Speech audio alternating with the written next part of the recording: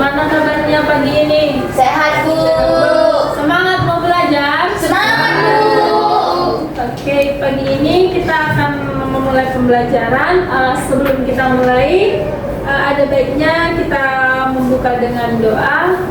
Ibu tunjuk kepada Sylvia untuk membawakan kita dalam doa. Baiklah teman-teman, sebelum kita mulai pelajaran ada baiknya kita berdoa. Doa dimulai.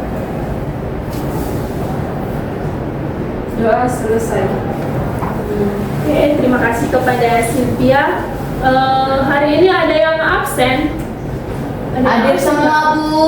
Oh, bagus, hari ini semuanya hadir. Anak-anak ibu masih ingat minggu lalu kita belajar tentang apa? Ingat, Bu. Tentang apa? Tentang banjir, Bu. Oke, masih ada yang ingat tentang materinya? Nggak hanya judulnya? Masih, Bu. Ayo, coba satu orang. Saya, Bu. Saya, Silakan Justika. Banjir itu, Bu, tadi di mana bahwasannya air debit yang terlalu tinggi sehingga meluap airnya, Bu, sehingga melampaui batas. Baru saat itu ada faktor-faktor, ada faktor penyebabnya, Bu, terbagi menjadi dua, ada faktor alam dan faktor manusia. Baru dampaknya ada 3 juga, Bu, tadi sebelum, saat, dan sesudah banjir, Bu. Tadi cuma itu saja sih, Bu, yang saya tahu, Bu. Oke, bagus. Tepuk tangan dulu kepada Justika. Justika pagi ini sangat excited. Oke, jadi pagi hari ini kita mau belajar tentang interaksi keruangan desa dan kota. Anak-anak ibu, siapa di sini yang punya kakak atau abang merantau? Saya. Kira-kira mereka kenapa harus merantau? Cari uang, Bu. Emang di tempat kita nggak bisa nyari duit? Bisa, Bu, tapi kan tergantung UMR-nya, Bu. Gajinya kecil, Bu. Atau ada juga yang merantau kuliah atau sekolah? Kerja, Bu. Oh, kerja semua ya? Iya, Bu. Oke, jadi materi kita hari ini itu berhubungan dengan kenapa tadi ada orang merantau, karena adanya interaksi keruangan antara desa dan kota ini. Jadi tadi kan ibu bertanya ada saudara kita yang merantau gitu. Nah, jadi menurut anak-anak ibu apa sih dampaknya itu, dampak dari adanya interaksi antara desa dan kota itu? Ayo, satu orang. Bu, Ya, silakan. dampak dari interaksi desa dan kota, Bu, karena banyak warga desa yang berpindah ke kota, Bu, untuk bekerja, Bu. Jadi di desa itu kekurangan sumber daya manusianya, Bu. Baik, bagus. Terima kasih kepada Rijal. Oke, sesuai dengan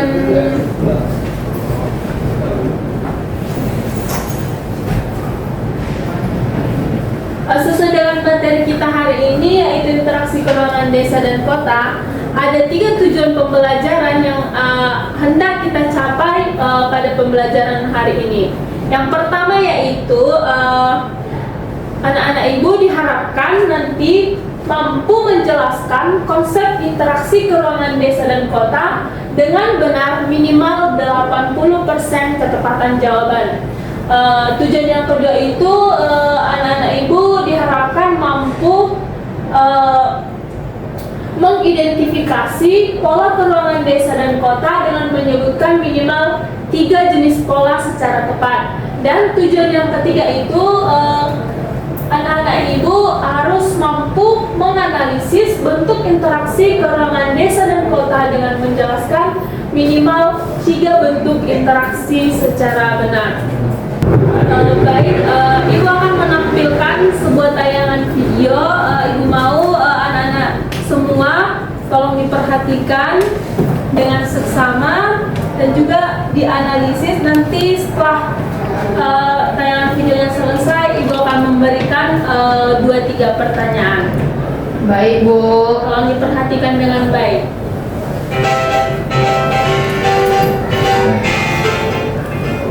Saat kamu berbelanja sayur mayur di pasar di kotamu, kamu berpikir, berasal dari mana ya sayur tersebut? Jawabannya sudah pasti sayur tersebut berasal dari desa ya. Atau saat kamu sedang berkunjung ke desa, kamu menemukan hampir semua warga di sana menggunakan kendaraan bermotor. Kamu lalu berpikir jika mereka mendapatkan modal itu dari kota. Nah, dari kegiatan tersebut dapat disimpulkan bahwa desa dan kota itu saling berinteraksi loh. Salah satu contohnya itu melalui kebutuhan barang dan sumber dayanya nih. Kali ini aku akan mengajakmu untuk melihat tentang faktor apa saja yang mempengaruhi interaksi antara desa dan kota dan dampaknya. Sebelumnya, kamu harus tahu dulu apa interaksi. Interaksi itu sebuah proses saling mempengaruhi baik aspek sosial, ekonomi, politik, dan budaya. Interaksi antara desa dan kota terjadi karena adanya perbedaan kebutuhan dan potensi yang ada di kota dan desa. Tadi kita sempat membahas soal sayur yang berada di pasar di kota itu berasal dari desa. Nah, bagian tersebut kira-kira apakah kamu bisa menunjukkan apa yang berarti? Coba lihatnya. Misalnya, kamu sedang desa yang ada di kapas. Nah, kapas tersebut kemudian dibawa ke kota dan diolah tapi desa setempat. Sebelum tersebut berupa pakaian yang digunakan oleh masyarakat kota dan desa. Dari hal tersebut dapat disimpulkan bahwa interaksi khususnya antara warga desa merupakan sebuah hubungan yang memiliki dampak bagi kota dan desa. Tersebut bersifat global. Lalu, apa nih faktor interaksi desa dan kota? Ya, benar. Desa dan kota itu saling menguntungkan. Itu salah satu faktor yang disebut regional complementary, di mana desa dan kota saling menguntungkan karena desa dapat menjadi desa dan kota dapat produksi pengolahan yang bisa dikonsumsi desa dan kota. Kemudahan transportasi akan memudahkan juga merupakan salah satu faktor yang interaksi desa dan kota. Atau kamu bisa menyebutnya dengan special transfer element. Dan yang terakhir ada faktor intervening opportunity, di mana ketika ada intervensi dalam sebuah hubungan antara interaksi desa dan kota, intervensi ini terjadi dikarenakan adanya desa kota lain yang hadir atau karena suatu kejadian seperti pelanggaran dan bencana alam. Dengan adanya interaksi desa dan kota mengakibatkan beberapa dampak positif. Jika dari desa itu dampak positifnya ada pendidikan dan membuka telepon yang ada di masyarakat desa, sedangkan dari kota yaitu SDM, kesehatan dan pabrik serta melakukan kesehatan rendah dan bahan baku. Oke, sampai sini dulu ya bahasa kita mengenai interaksi desa dan kota. Sampai belajarnya ya, sampai jumpa. Oke, setelah anak-anak ibu semua menonton tayangan video tersebut, ibu mau bertanya, apa inti yang dijelaskan dalam video tersebut? Ayo diperhatikan nggak tadi? Perhatikan, Bu. Ayo satu orang. Intinya Bu, desa sama kota itu saling membutuhkan Bu. Ya. Kemudian ada lagi. Saya, Bu. Silakan Mustika. Inti dari video yang saya dapat bahwasannya di mana tadi sudah dibilang oleh teman saya Arizal bahwasannya desa dan kota itu saling membutuhkan, di mana mereka mempunyai saling terkaitan terjadinya interaksi antara desa dan kota ini, di mana kayak tadi di dalam video yang Ibu tampilkan tadi saya mengamati di mana tadi ada desa memberi bahan mentah dan dikirim ke kota dan kota mengelola bahan tersebut tadi seperti kapas tadi ya Bu, kapas kalau nggak salah, dan hasilnya seperti pakaian yang kita gunakan saat ini Bu. Mungkin itu saja yang saya dapat Bu. Tadi ada juga ada beberapa Bu, sehingga dari interaksi desa dan kota ini ada memberikan dampak tadi Bu, dampak positif dan pasti juga ada dampak negatifnya. Mungkin itu saja sih Bu yang dapat saya amati dari video yang ditampilkan tadi Bu. Baik, bagus, sangat bagus jawaban dari Yustika. Itu tandanya Yustika memperhatikan apa yang ditayangkan dalam video tersebut. Nah, jadi untuk memperjelas apa yang dijelaskan dalam video tersebut, tolong diperhatikan. Akan kita mulai dari pola keruangan desa, pola keruangan kota, baru nanti kita masuk ke dalam interaksi dari kedua tersebut. Nah, yang pertama itu ada pola keruangan desa. Nah, jadi ternyata sebuah desa itu adalah kumpulan dari beberapa unit kecil. Nah, untuk penyebutannya itu ternyata berbeda-beda. Kalau di sekitaran Banten, Jawa Barat, biasanya disebut kampung. Kalau di Yogyakarta biasa disebut dusun. Kalau di Bali itu disebut banjar. Nah, kalau di Sumatera Barat ternyata disebut jorong. Nah, kalau di tempat anak-anak Ibu biasanya disebut apa? Kampung, Bu. Oh iya, berarti sama dengan yang di Banten Bu. di Banten, Jawa Jawa Barat. Barat. Nah, ada juga ciri-ciri dari desa ini. Ternyata desa itu memiliki 12 ciri-ciri. Yang pertama itu dijelaskan bahwa ternyata antara lahan dengan penduduknya, kalau di desa itu lebih besar lahan. Kemudian ternyata masyarakat di desa itu mempunyai hubungan yang lebih erat terhadap lingkungan. Kemudian juga cuaca dan iklim itu sangat berpengaruh bagi masyarakat desa, karena di desa itu mayoritas mata pencahariannya itu petani. Kemudian keluarga di desa itu merupakan satu unit sosial, dan selanjutnya bisa anak-anak Ibu baca dalam slide PPT berikut ini. Kemudian ternyata desa itu memiliki 3 unsur utama. Yang pertama itu unsur wilayah. Nah, unsur wilayah ini terdiri dari lokasi, batas-batas wilayah, luas, keadaan lahan, jenis tanah, dan pemanfaatannya.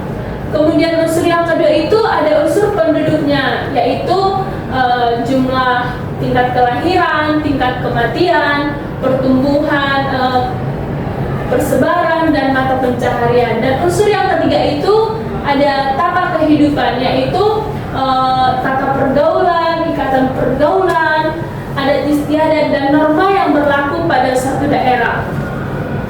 Kemudian kita masuk kepada yang kedua, yaitu pola keruangan kota, di mana kota ini merupakan hasil penggabungan dan struktur khas yang dapat membedakannya dengan desa, di mana secara geografis kota merupakan suatu bentang budaya ditimbulkan oleh unsur-unsur alam dan non-alam dengan gejala-gejala pemusatan pemusatan penduduk yang tinggi, cara kehidupan yang heterogen, dan sifat penduduknya itu cenderung individualis dan materialistis.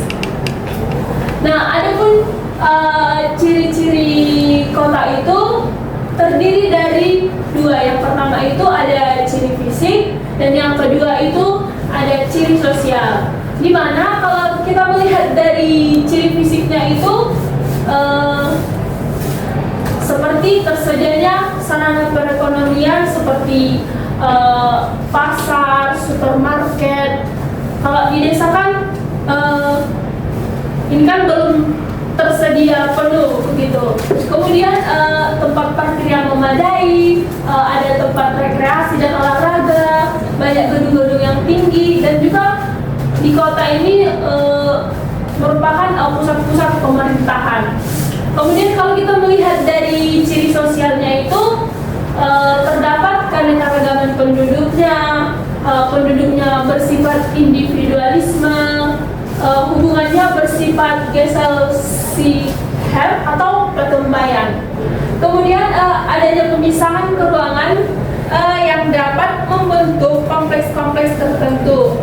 Kemudian di kota ternyata norma dan agama itu tidak terlalu ketat. Kemudian pandangan hidup masyarakat yang tinggal di kota itu lebih rasional, sehingga kesenjangan sosial sangat terlihat di kota. Oke, Ibu lihat anak-anak Ibu udah mulai nggak semangat, pada ngantuk. Jadi kita mau ice breaking dulu. Mau ice breaking? Mau. Oke, semuanya yang berdiri.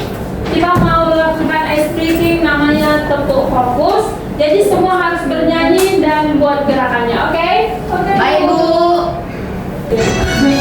Tepuk tangan.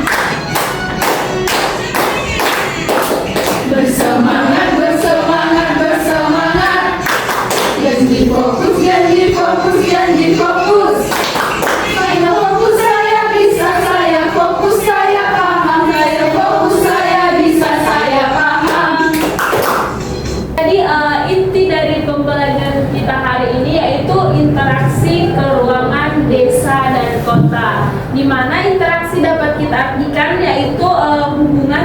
balik yang saling mempengaruhi sehingga menghasilkan efek bagi desa dan kota. Seperti yang ditampilkan tadi dalam video itu ada dijelaskan bagaimana hubungan antara desa dengan kota itu bisa terjadi.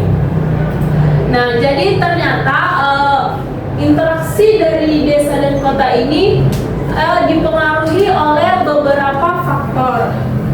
Yang pertama itu ada namanya faktor komplementari atau adanya wilayah yang saling melengkapi. Bisa diperhatikan pada gambar ini bentuknya misalnya ini wilayah A dengan wilayah B ini memiliki interaksi yang kuat dikarenakan mereka itu saling membutuhkan dan saling melengkapi. Misalnya wilayah A ini merupakan wilayah desa yang mana menghasilkan bahan-bahan baku yang akan dibutuhkan juga di wilayah B yaitu kota. Dan sebaliknya di wilayah kota ini diproduksi bahan-bahan yang sudah jadi dan dibutuhkan oleh wilayah desa.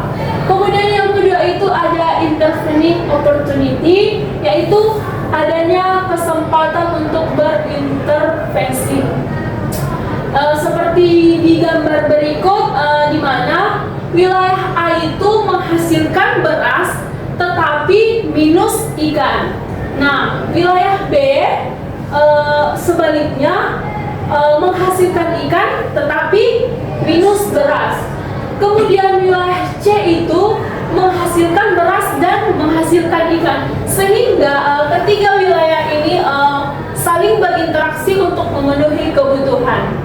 Kemudian yang ketiga itu ada spatial transferability, yaitu adanya kemudahan pindah dalam ruang, di mana hubungan timbal balik yang saling berpengaruh antara dua wilayah atau lebih yang dapat menimbulkan gejala kenampakan maupun permasalahan baru.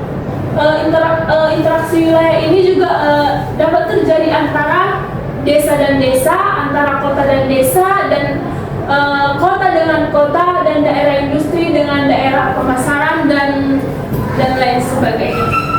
Kita mau melaksanakan diskusi kelompok. Ibu Maud di kelas ini dibagi menjadi 3 kelompok, dan juga untuk anggota kelompoknya boleh dipilih masing-masing. Untuk materi diskusi hari ini Ibu sudah kirimkan di grup kelas, boleh dilihat di Android masing-masing, hanya untuk membuka pembelajaran hari ini. Jangan dibuka yang lain-lain. Ibu kasih waktu 20 menit untuk mengerjakannya. Setelah itu nanti akan kita laksanakan presentasi dari setiap kelompok. Ibu kasih waktunya 20 menit. Baik, Bu.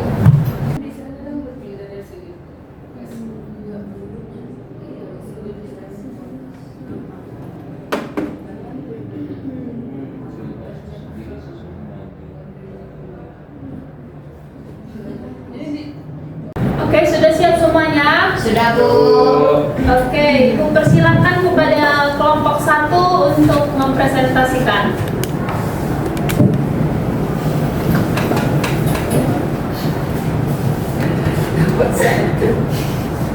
Baik, terima kasih untuk Ibu. Di sini kami akan membacakan hasil dari diskusi kami. Yang pertama itu apa yang dimaksud dengan interaksi desa dan kota. Interaksi desa dan kota itu hubungan timbal balik yang dinamis, di mana desa di sini menyediakan bahan pangan dan tenaga kerja, sementara kota di sini menyediakan barang industri dan layanan jasa. Yang kedua dibacakan oleh teman saya. Baik, yang kedua itu pertanyaannya, mengapa banyak penduduk desa berpindah ke kota? Menurut kelompok kami, penduduk desa yang berpindah ke kota itu mereka mencari peluang untuk mendapatkan pekerjaan yang lebih baik daripada di desa. Dan di kota biasanya lebih banyak pekerjaan mulai dari bidang industri, bidang perkantoran lebih banyak jenisnya, jadi sehingga peluang kerja itu lebih tinggi. Sekian dari jawaban kelompok kami ucapkan terima kasih. Oke, tepuk tangan dulu kepada kelompok. Oke, sekarang Ibu mau kasih kesempatan kepada kelompok lain untuk memberikan tanggapan, sanggahan atau masukan. Bu, persilakan kepada kelompok 2, silakan. Ayo, yang mau memberikan tanggapan, masukan. Sudah pas, Bu. Dari kelompok 3 Bu, untuk di nomor 5-nya ya Bu, mungkin solusi mana tadi dikasih tahu oleh dari kelompok 1 sudah tepat Bu, cuman kurang lah Bu dalam penyampaian bahasanya. Di mana tadi Bu juga untuk mungkin saya bisa tambahin, di mana desa itu jarang dilihat oleh pemerintah, di mana pasti yang lebih utamakan itu adalah kota. Dan inilah hal yang sangat penting Bu untuk pemerintah sendiri, di mana bukan hanya kota yang perlu diperbarui dan terus diperhatiin, desa juga butuh Bu, seperti yang menyebabkan orang juga merantau, karena mungkin kita tahu bahwasannya jarak desa itu setiap dari satu tempat ke tempat yang lain itu pasti tentunya jauh Bu, jaraknya juga jauh, dimana pasti membutuhkan kendaraan Bu. Itulah yang terjadi interaksi tadi Bu antara desa dan kota tadi, dan dimana kalau bisa desa lebih memfasilitasi pendidikan, terlebih hal yang paling penting untuk anak-anak atau untuk penerus generasi bangsa Ibu. Dan juga mungkin untuk misalnya para petani yang membutuhkan yang mereka pasti para petani itu banyak yang kemungkinan rata-ratanya pasti yang mereka itu kita nggak tahu bagaimana golongan dia sekolah utama seperti apa. Banyak orang yang memandang rendah petani Bu. Jadi dimana pada dasarnya justru hal itu pemerintah harus mampu dan mengusahakan untuk memfasilitasi dengan memberikan perlengkapan dan supaya desa itu juga lebih unggul dan tidak biasanya kan desa dulu mereka membajak pakai kerbau dulunya kan Bu, dan gimana mereka supaya ngasih mesin atau mungkin jektor atau hal apapun yang mungkin lebih modern Bu, sehingga kayak jadi setidaknya desa itu ada terlihat dan tidak terkecil dan selalu tidak terlupakan. Mungkin itu aja solusinya Bu, sehingga bukan hanya jadi banyak orang karena terlalu berlebihan pun di kota itu juga sangat mempengaruhi kepadatan dan ataupun hal yang lain. Itu saja Bu solusi dari kelompok 3. Oke, terima kasih kepada kelompok 3 atas masukannya. Mungkin untuk masukan dari kelompok 3 kepada kelompok 1 untuk kedepannya agar lebih diperbaiki lagi. Untuk diskusi hari ini Ibu rasa sudah cukup, penyampaian presentasi dari setiap kelompok Ibu rasa juga sudah bagus dan anak-anak semua cukup aktif pada diskusi hari ini. Jadi Ibu rasa semua sudah paham atau bagian mana yang kalian tidak pahami? Kalau masih ada boleh disampaikan. Kalau kalian rasa sudah cukup agar kita tutup pelajaran hari ini. Sejauh ini sudah cukup. Saya bertanya. Ya, silakan. Di layar Ibu yang di bagian ciri-ciri kota.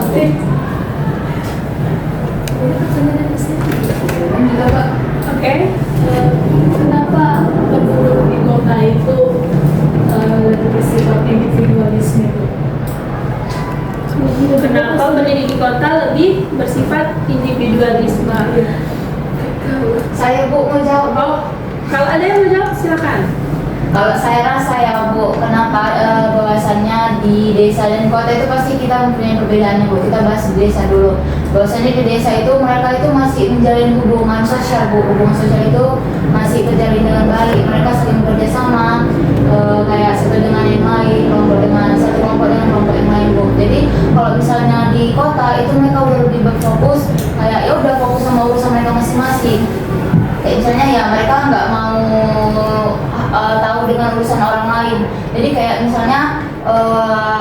kita tahu pasti lebih simpelnya anak muda pasti body kami ini pasti tentunya bilang pasti kayak siapa lu siapa gue di kota Bu. Jadi mungkin makanya di kota dan desa itu sangat berbeda. Di desa hubungan sosial masih terjalin dengan baik, tapi di kota lebih bersifat individualisme, berfokus dengan karirnya masing-masing dan dengan hidupnya masing-masing Bu. Mungkin itu saja sih Bu dari saya.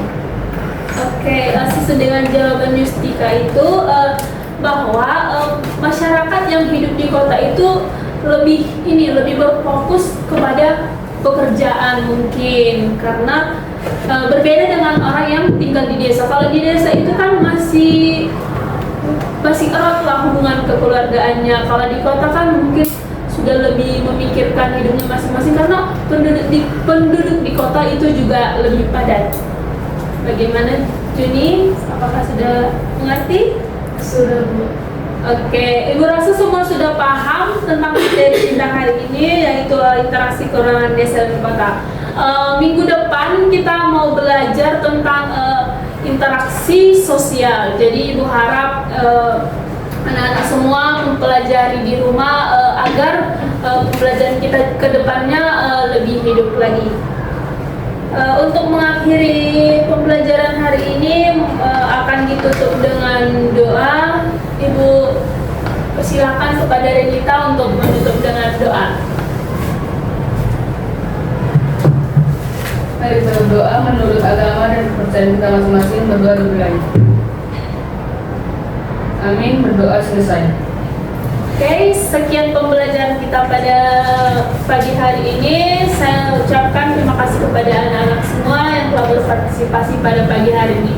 Terima kasih dan selamat pagi. Selamat pagi.